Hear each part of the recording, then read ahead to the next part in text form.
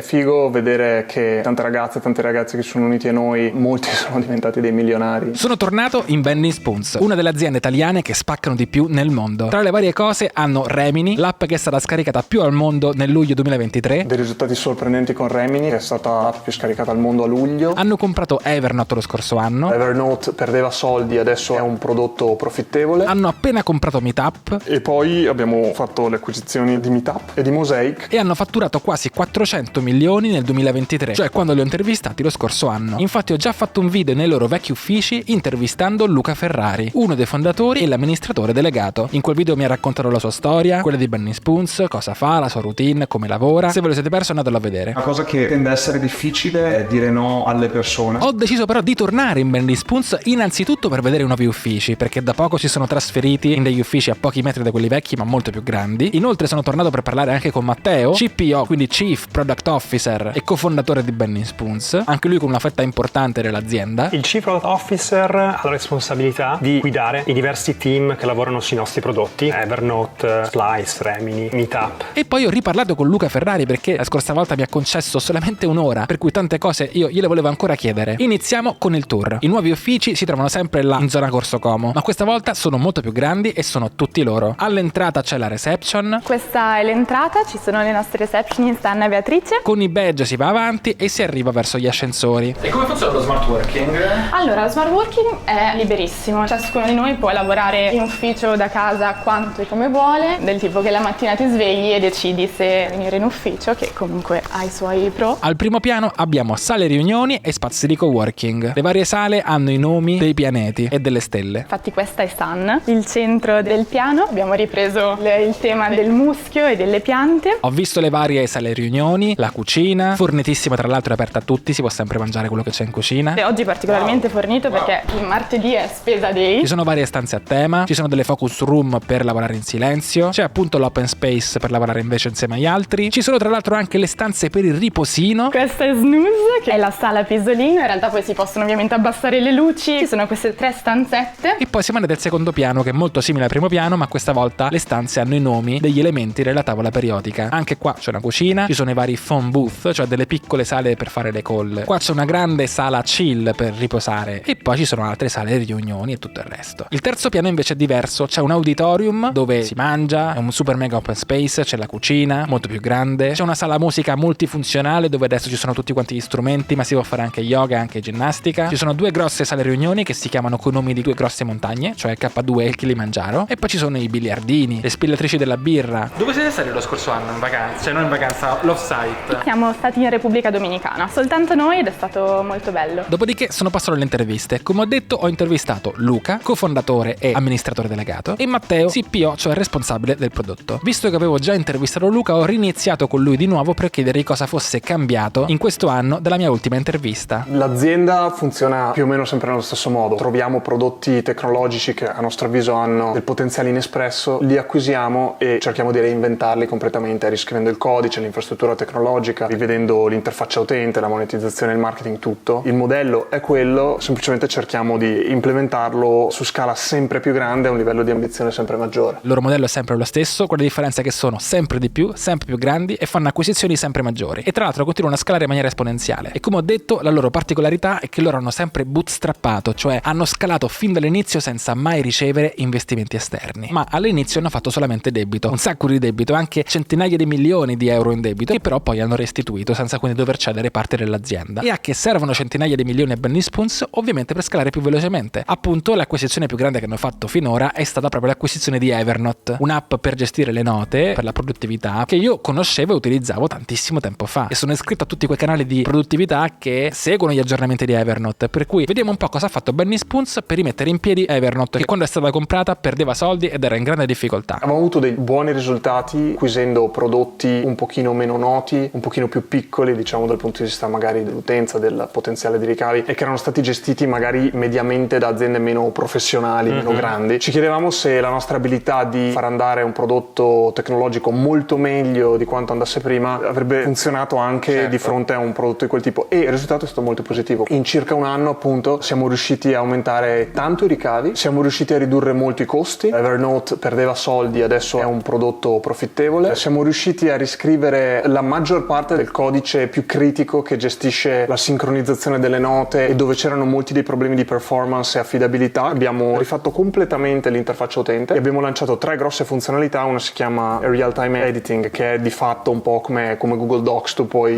modificare una nota e un tuo collega lo vede in tempo reale, e iNote Cleanup, che ti consente di prendere una nota scritta in modo un po' raffazzonato e l'AI te la fa tutta bella. E poi AI Search, Evernote ti dà proprio una risposta alla tua domanda sulla base delle tue note. Ok. Quindi hanno preso Evernote e in un anno sono riusciti a riportarla inutile, rendendola economicamente sostenibile. Hanno riscritto gran parte del codice e creato nuove funzionalità, in particolare implementando ovviamente l'AI. Nello scorso video che ho fatto con Luca Ferrari, nei commenti in tanti mi avete scritto: cavolo, non ha parlato quasi per niente della sua vita, sembra quasi che lavori e basta. Non è un messaggio bello da dare, per cui ho colto l'occasione di fare un'altra intervista con lui per approfondire il suo aspetto bilancio vita-lavoro. Innanzitutto penso si capisca, sono molto appassionato di quello che faccio, molto sposato all'obiettivo di cercare di far sì che Benny Spoons sia un'azienda memorabile. Certo, si fa fatica, ma è anche una gioia lavorare. Sicuramente lavoro moltissimo, ma lo faccio con grande piacere. Addirittura mi capitano le situazioni in cui mi viene impedito di farlo, magari perché devo andare, non lo so, a un matrimonio, e mi capita che mi girino le palle perché mi sembra di sprecare il mio tempo. Ci ho detto, non lavoro e basta, mi alleno tutti i giorni, sto con i miei cani e la mia ragazza, leggo una marea di libri, ho una vita che ha anche molte altre sfaccettature, però certamente lavoro molto di più della persona media, ma penso anche di essere molto più soddisfatto, energizzato della persona media, quindi non sono affatto sicuro che il problema sia quante ore lavori, ma più cosa fai, a che progetto lavori, con che persone ti stimolano, ti ispirano, ti rompono le balle. Luca ha una vita, però è anche estremamente dedicato al lavoro, che è la sua passione. Poi questo non significa che quello che fa lui debba essere applicato a tutti quanti, e non significa che se lui fa così allora se gli altri non lo fanno sono pigri e sono scemi. Ognuno ha il suo modo di vivere la vita, e nel suo caso questa soluzione gli ha permesso di avere estremamente successo con Benny Spoons. Nei commenti mi avete scritto: certo che non è che fare app sia sta gran cosa per l'umanità, per cui ho deciso di passare la palla a Luca a vedere cosa mi dicesse su questo argomento. Mi rendo conto che cercare di costruire una grande azienda che ha alzato l'asticella sia una valutazione soggettiva. Il nostro obiettivo è costruire prodotti che abbiano successo commerciale, che siano utili, nel senso che chi usa il nostro editor video Splice ottiene il risultato e è contento di aver ottenuto quel risultato, chi usa Remini per migliorare le proprie foto, idem. Evernote, come dicevo, la gente ci costruisce su un workflow della propria vita. È chiaro, se io avessi l'idea di come possiamo curare il cancro, lo faremmo. Uno sceglie anche in base alle opzioni che riesce a identificare. Certo, sai che puoi crescere velocemente in un certo modo, hai molto più impatto crescendo velocemente più che con quello che stai facendo lì per lì. Assolutamente. Mi piace fare l'esempio di Microsoft. Gates Foundation, che oggi fa delle cose oggettivamente di impatto senza precedenti, no? Esiste grazie a Microsoft. Sarebbe un sogno arrivare a poter avere l'impatto che hanno avuto Melinda e Bill Gates attraverso quella fondazione. Chiaramente siamo lontani ordini di grandezza, però il concetto di implementare il prossimo step che ha le migliori chance di successo, di portarti a scalare, anche se non è quello potenzialmente in quel momento che potrebbe essere il più altruista possibile e immaginabile, secondo me è una strada comunque razionale per arrivare a avere più impatto. Quindi, riassumendo, sebbene fare app non sia in questo momento la svolta per l'umanità, è quello che permette a Luca e ai suoi soci di avere il maggior impatto nel business e di crescere il più velocemente possibile. Probabilmente in altri ambiti, facendo cose che sono direttamente magari più filantropiche, non gli avrebbe mai permesso di crescere così in fretta, e adesso loro hanno strumenti che in altre situazioni non avrebbero mai avuto. Per cui, anche se l'obiettivo finale è creare l'azienda migliore in assoluto, per arrivare a quell'obiettivo bisogna passare per quella che è la via per loro più facile da attraversare. Bene, ma dato che mi piacciono i numeri, parliamo di numeri. Per quello che poi raccontami un po' come avete chiuso lo scorso anno. Direi andato bene, ricavi poco sotto i 400 milioni di dollari. A livello di prodotto, come dicevo, siamo contenti, a parte Evernote che con tutte le difficoltà che abbiamo incontrato direi che è stato comunque un successo. Abbiamo avuto anche dei risultati sorprendenti con Remini, che è stata l'app più scaricata al mondo a luglio. Grazie a delle funzionalità di AI generativa molto interessanti abbiamo introdotto, che io sappia per primi al mondo, il concetto di fotosintetica. L'app crea delle foto, delle immagini in realtà appunto generate dall'intelligenza artificiale, foto realistiche di te, quindi sembrano delle fotografie che effettivamente tu hai scattato. Questa funzionalità è piaciuta moltissimo. Abbiamo continuato, devo dire, a attrarre tanti ragazzi e tante ragazze di talento, più di 100.000 candidature nel 2023, raccolto finanziamenti, abbiamo raccolto più o meno 200 milioni di dollari di equity, più di 100 milioni di debito, e poi abbiamo fatto le acquisizioni di Meetup e di Mosaic. Meetup è un'app che consente di organizzare eventi e invece lato partecipante di scoprire eventi interessanti, magari un club di scacchi molto forte negli Stati Uniti, comunque nota un po' in tutto il mondo. Mosaic invece è una collezione di prodotti più piccoli, un pochino meno note, ma che in aggregato sono molto significative, più di 100 milioni di dollari di ricavi. È un'acquisizione per noi un po' inusuale, perché generalmente acquisiamo una cosa grossa, invece questo è un aggregato. Avete chiuso un round di investimento in equity per la prima volta, o sbaglio? Ne abbiamo fatto uno nel 2020 2021 e poi altri 2 significativi. Dicevi avete raccolto 200 milioni in equity ad una valutazione di... L'ultimo pezzo, che è quello più grosso da 150 milioni di dollari, la valutazione 2,55 miliardi di dollari. Da quando ci siamo visti l'ultima volta, io nel video avevo detto valgono 1 miliardo, in realtà è 2 volte e mezzo. Una persona che inizia a lavorare in Bunny Spoons, quindi fai 5 anni fa, e ha preso un pezzettino di stipendio in equity ogni anno, ha visto, non so, decuplicare il valore delle proprie Più o meno. stocks. In realtà è figo vedere che tante ragazze e tanti ragazzi che sono uniti a noi appunto relativamente pochi anni fa, molti sono diventati dei milionari in così poco tempo. Certo. Quindi continuano a fatturare l'ira di Dio con degli utili pazzeschi e soprattutto scalando di anno in anno. La valutazione di Bunny Spoons è più che raddoppiata rispetto a quello che sapevo lo scorso anno, arrivando a 2 miliardi e mezzo. Hanno comprato altre 2 aziende, Mosaic e Meetup, per cui vedremo cosa ne faranno. La domanda che però mi è sorta è quanto a lungo potranno riuscire a scalare così tanto a questa velocità. Se da un lato sono fiducioso perché mi sembrava impossibile che riuscissero a fare quello che hanno fatto, dall'altro sicuramente man mano che la scala aumenta, man mano che il numero di dipendenti aumenta, diventa sempre più difficile eseguire il modello di Bunny Spoons. Un conto è prendere un'app che vale 10.000 euro e farla valutare 100.000 euro. Un conto è valere un'app che vale 10 milioni o 100 milioni e farla valutare 10 volte tanto. È molto più difficile. Allora, non lo so, sicuramente crediamo che ci sia spazio ancora molto significativo di crescita. Sicuramente ci sono degli aggiustamenti che possiamo fare al nostro modello per farlo scalare di più. Attualmente quello che facciamo e che abbiamo sempre fatto è con ogni prodotto tecnologico che abbiamo acquisito l'abbiamo rivisto completamente, di fatto l'abbiamo ricostruito esattamente come se avessimo dovuto lanciarlo da zero, ma sulla base di una utenza clientela esistente, di un brand che già c'era. In futuro quello che possiamo fare è avere un approccio meno profondo, non prevediamo di farlo né adesso né tra un po', però se a un certo punto vediamo che questa strategia, che è operativamente molto onerosa, non scala più a sufficienza, allora possiamo avere un approccio un pochino meno con le mani in pasta, dove facciamo degli interventi mirati con delle indicazioni, delle direttive da parte nostra. Questo approccio prevedo che avrebbe dei ritorni un po' peggiori, nel senso che l'ottimizzazione sarebbe meno piena, però lo puoi fare su scala maggiore. Vedi delle difficoltà o dei veri e propri pericoli all'orizzonte per il vostro business? Diciamo che abbiamo il vantaggio di avere un portafoglio di prodotti diversificato, per cui se un particolare verticale, un segmento è colpito molto negativamente da un cambiamento delle condizioni al contorno, per esempio un nuovo prodotto radicalmente innovativo, per noi è meno dannoso che per uno che il quale business è totalmente focalizzato in quel verticale. In realtà sono più preoccupato dalla nostra abilità di eseguire bene la nostra strategia che da rischi esterni, diciamo. In particolare le persone, che sono davvero al centro del progetto per noi. Assumere bene, costruire le condizioni affinché una persona possa crescere molto repentinamente. Queste cose sono sempre più difficili mano a mano che la scala aumenta. Luca Ferrari non vede tanto dei competitor o delle cause esogene a un potenziale fallimento di Bunny Spoons, ha più la difficoltà interna di riuscire a mantenere il modello di Bunny Spoons man mano che si scala. Essendo quindi di fatti Bunny Spoons un'azienda che lavora tantissimo nel campo dell'AI e all'interno dell'azienda ci sono tantissimi sviluppatori ed esperti di intelligenza artificiale, ho chiesto a Luca Ferrari cosa ne pensasse dell'argomento in generale. Beh, l'intelligenza artificiale sta iniziando a cambiare tante cose. Credo che siamo molto ben posizionati per essere tra le aziende che più si avvantaggiano da questa transizione, perché siamo costruiti per avere un livello di agilità estremo. Siamo molto ben posizionati per apprendere nuove tecnologie, svilupparle, applicarle molto velocemente. Più in generale, nel lungo termine, l'impatto dell'intelligenza artificiale sulla società è una cosa che a me preoccupa tanto. Che con l'intelligenza artificiale poi possiamo creare una prosperità senza precedenti, non c'è dubbio. Puoi creare prodotti migliori a costi più bassi, puoi fare scoperte scientifiche che perseguiamo da decenni. Questo è evidente. Così come noi oggi viviamo vite in realtà molto più prospere, addirittura del re di Francia qualche centinaia di anni fa, che era l'uomo più ricco, no, ambiente al mondo. Il problema è come arrivarci, e lì è una questione di governi. Devono trovare un modo di molto efficientemente ridistribuire quella ricchezza in modo che le persone abbiano un livello di serenità accettabile in questa transizione molto difficile. Tornando sulla Terra, nell'intervista che hai fatto con Will hai spiegato molto bene l'importanza di distinguere il segnale dal rumore, motivo per cui eviti di bombardarti di notizie o di perdere tempo sui social. Che consiglieresti a una persona come me che ha lo stesso obiettivo, ma purtroppo lavorando sui social o comunque in certi tipi di aziende come le agenzie o altri sei bombardato di input, no? Quello che ha sempre funzionato per me è creare dei momenti di isolamento dove essenzialmente sei irraggiungibile da questi punzecchiamenti. Per esempio il caso tuo, no? Immagino che per costruire contenuti sempre più interessanti, avvincenti, sia anche un elemento di studiare cosa fanno altri, farsi ispirare, quindi naturalmente dovrai passare del tempo su YouTube, Instagram, però magari non farlo in modo destrutturato dove sei più o meno on and off su quella roba lì tutto il giorno, ma dire ok, questo pomeriggio 3 ore mi guardo roba, poi finita quella l'app non la apro manco se mi spari, no? E poi ho il resto del pomeriggio che invece mi concentro su attività creative piuttosto che leggere. Come avete sentito, questa volta sono riuscito a strappargli anche un consiglio per me. Una cosa che mi ha sempre stupito nelle varie interviste che ha fatto Luca Ferrari Ferrari è quella che lui, secondo me, ha un superpotere, cioè quello di riuscirsi a concentrare e non distrarsi, che sembra una stupidaggine, ma è il mio nemico più grande che ho da quando ho Flatmates. Nel gestire un'azienda ci sono tantissime cose esterne che ti distraggono e il tuo lavoro consiste nel fare tante piccole task minuscole, per cui questo consiglio mi ha ricordato che devo prendermi dei momenti dove cascasse il mondo, sono concentrato e non do retta a nessun altro, e poi invece altri momenti studiati, messi a calendario, dove invece do retta a tutti e non fare un mix delle cose casuali durante la giornata come spesso mi ritrovo a fare. Per come vedi il mercato adesso, se dovesse ricominciare da più o meno da capo, dove vedreste le opportunità? Direi l'opportunità non è tanto nel costruire modelli fondamentali, quindi proprio il cuore, diciamo, pulsante di questa intelligenza artificiale, perché è una sfida tecnologica molto complessa, soprattutto estremamente costosa, e ci sono tantissime aziende, tra cui tutte le più grandi aziende tecnologiche, che già ci lavorano. Tuttavia potrebbe esserci una potenzialità nel conoscere, nello scoprire delle industrie molto specifiche, anche magari non particolarmente sexy, e avvalendosi gli ultimi ritrovati, per esempio in ambito di intelligenza artificiale, provare a cambiare le cose in quelle industrie. Tutti vogliono fare una nuova app, un nuovo Google, Sì, nessuno esatto. vuole fare il nuovo gestionale per idraulici. Bravissimo, esatto, quello è un esempio chiaramente poco sexy, però attenzione, parlavamo prima di impatto. Ho notato, parlando di questi temi con molte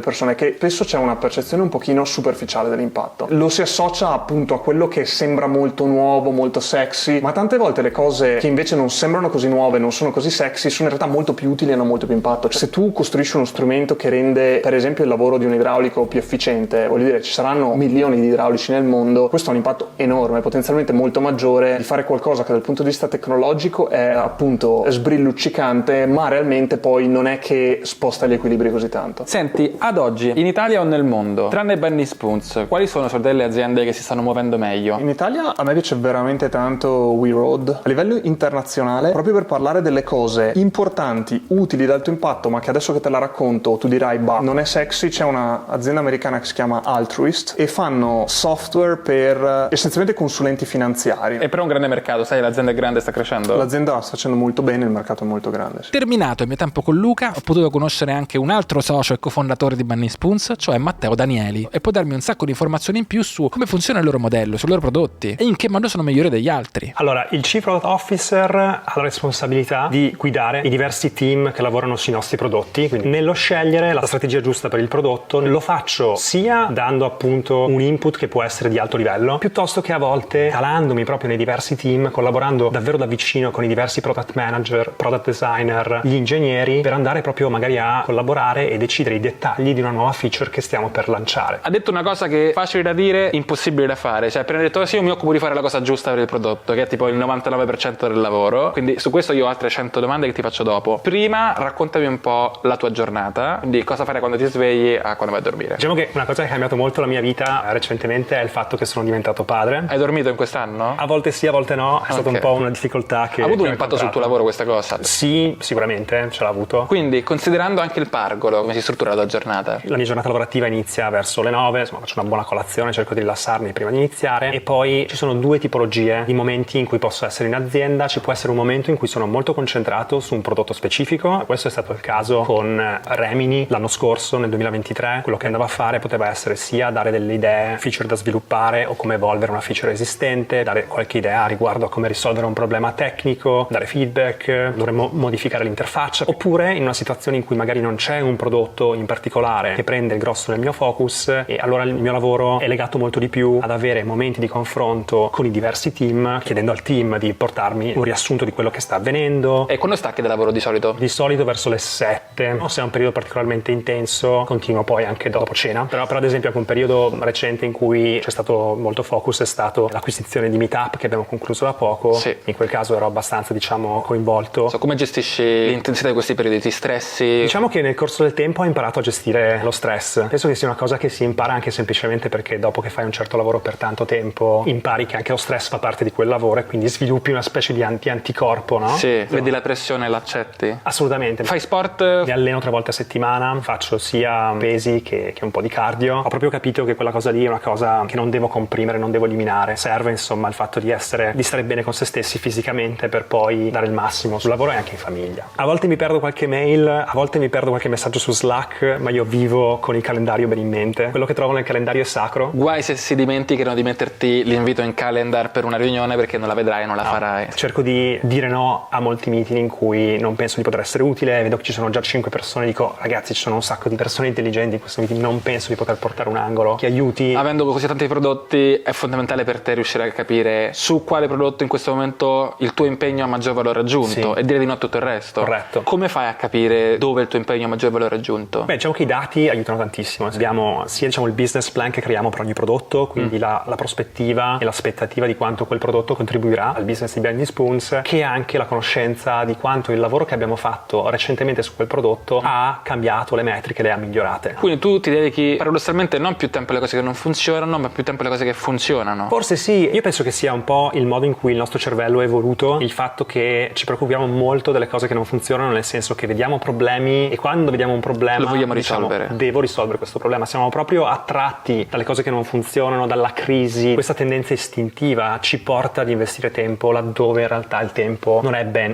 speso. piazzato. E quando una cosa funziona molto bene, tu dici sta funzionando bene, non preoccupiamoci. Se funziona così bene vuol dire che c'è qualcosa in quel prodotto, nella strategia, che sta funzionando in modo particolare, ma può essere che inclinare quella curva di qualche grado in più ha dei risultati molto migliori rispetto a provare a inclinare una curva che magari è discendente nello stesso angolo, e magari quello potrebbe essere anche molto più faticoso. C'è l'esempio di una nostra app, 30 Day Fitness. Certo, sì. È un'app che ha avuto Storicamente- estremo successo storicamente, su cui abbiamo investito tantissimo, ma a un certo punto abbiamo capito che quel prodotto lì, per quello che gli utenti chiedevano, andava bene così. Non c'è sempre, innovazione infinita che puoi fare su qualsiasi prodotto. Da un punto di vista di business, infatti, è molto più sensato concentrarsi su un prodotto che funziona per farlo funzionare ancora meglio e sfruttarne le opportunità al 100%, rispetto a che concentrarsi su un prodotto che non funziona cercando di muoverlo magari di 1 millimetro. Facendo l'esempio di Remini, per esempio, mi ha spiegato come ovviamente è solo fondamentale concentrarsi su Remini proprio lo scorso anno per sfruttare tutte le opportunità che il trend dell'AI ha portato. Se ci pensate, sarebbe stato molto più stupido lasciare Remini a se stessa, magari funzionando ma non al massimo delle sue potenzialità, per concentrarsi su un altro prodotto che magari comunque non sarebbe andato. Quello che cerco di fare sempre è di mettere in chiaro che quando propongo un'idea, è un'idea che deve essere vagliata con lo stesso spirito critico che se quell'idea venisse da chiunque altro. Poi ci sono delle volte in cui magari mi appassiono in modo particolare e prima di demordere cerco di spingere ancora un po'. E paga ogni tanto? Sì, Cioè il sì. tuo intuito ha pagato? Ho l'istinto di orientarmi verso cose che sono high risk, high reward, quindi cose che hanno magari una probabilità bassa di funzionare, ma nel caso in cui funzionassero potrebbero davvero fare la differenza. Fammi la panoramica, quali sono i vostri prodotti all'attivo in questo momento? Noi abbiamo diversi prodotti, ma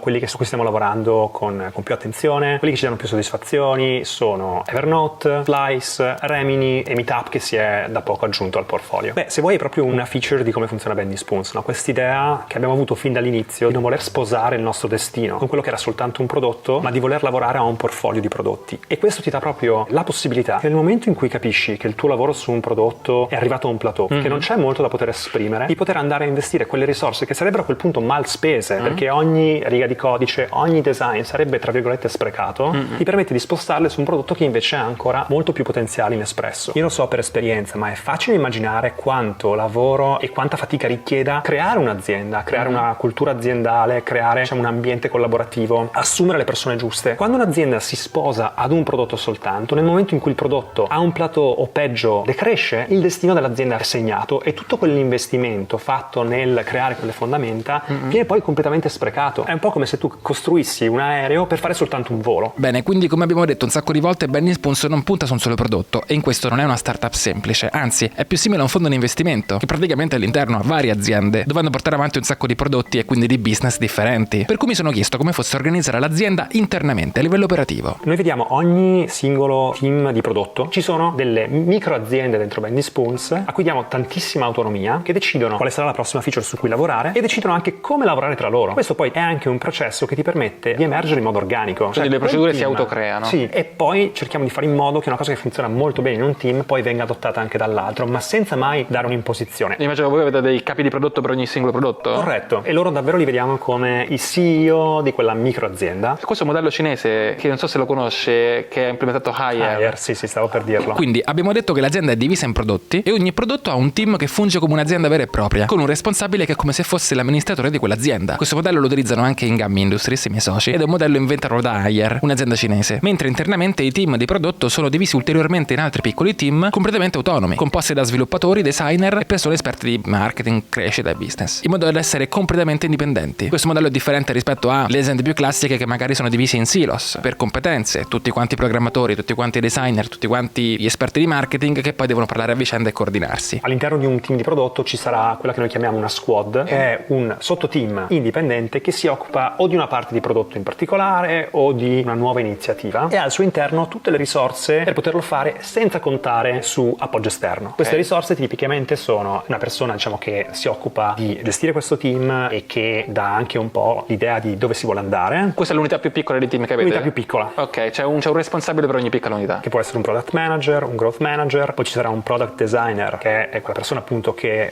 trasforma quella che può essere un'idea in schermi, interazioni, e poi ci saranno dei software engineer che possono essere 2-3 software engineer in certe squad. In alcune squad dove le tecnologie coinvolte sono molte diverse possono anche essere di più, però quello che facciamo è che ci teniamo a far sì che tutte queste risorse qui che ho menzionato siano all'interno di questa stessa unità. Cioè noi i nostri investimenti che facciamo in AI non sono appannaggio di un team separato che si occupa soltanto di quello, con una propria roadmap, staccato dal business, staccato da tutto, ma i nostri AI researcher, AI engineer lavorano direttamente dentro i product team, così riescono a capire molto meglio qual è il bisogno dell'utente, hanno una conoscenza quindi molto più approfondita dell'app. Ogni team ha qualcuno che si occupa di AI, se il team è rivolto a un prodotto che implementa AI. Corretto, direi che la parte più consistente di Bending Spoons lavora effettivamente sui prodotti, poi abbiamo una parte anche molto grande che si occupa di tutto quello che è l'amministrazione dell'azienda. Investiamo tantissimo ad esempio in recruiting, quindi abbiamo un team di, se non sbaglio, 15-20 persone dedicato sia a trovare i nuovi talenti da assumere a Bending Spoons, ma anche a creare quegli strumenti tecnologici che ci permettono di gestire l'ammontare enorme di candidature che riceviamo. Pensa che ogni anno riceviamo più di 100.000. Ovviamente processare 100.000 candidature, se volessi fare tutto completamente in modo manuale, richiederebbe forse 100 persone, non 20. Quindi questo per dire che c'è anche molto in quello che è la piattaforma e non soltanto il lavoro che facciamo sui singoli prodotti. Raccontami qualche momento in cui sei stato demoralizzato o hai pensato qua non se ne esce. Sicuramente immuni.